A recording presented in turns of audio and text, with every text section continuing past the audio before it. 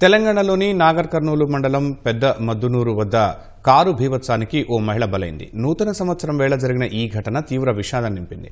నిన్న ఉదయం నాగర్ కర్నూలు నుంచి కొల్లాపూర్ వైపు వెళుతున్న కారు అతి వేగం వల్ల అదుపు తప్పింది. రోడ్డుపై పల్టీలు కొడుతూ లక్ష్మమ్మను ఈడ్చుకు వెళ్లింది.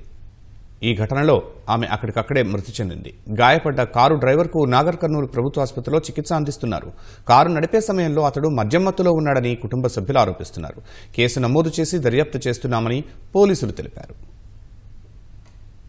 అనగా జనవరి 1 రోజు ఉదయం అందాజ 6:30-7 గంటల సమయంలో పెదముతునూరు గ్రామం దగ్గర భోగరాజు లక్ష్మమ్మ అనే వ్యక్తి రోడ్డు పైన నడుచుకుంటూ వస్తుండగా నాగర్ కర్నూలు నుంచి పోతున్నటువంటి స్విఫ్ట్ డిజైర్ కారు వేగంగా వచ్చి ఇట్టివ్వడంతో ఆమె చనిపోవడం జరిగింది. ఈ కారు డ్రైవరు రేపల్లి రమేష్ నాగర్ కర్నూలు నుంచి కొల్లాపూర్ సైడ్ కు వెళ్తున్నాడు. కారు డ్రైవరు ఆర్మీనంతా ఉద్యోగం చేస్తున్నది తెలిసింది. తర్వాత ఫర్దర్ గా ఇన్వెస్టిగేషన్ చేసి విచారణ కంప్లీట్ అది ఇంకా లేదు, వెరిఫై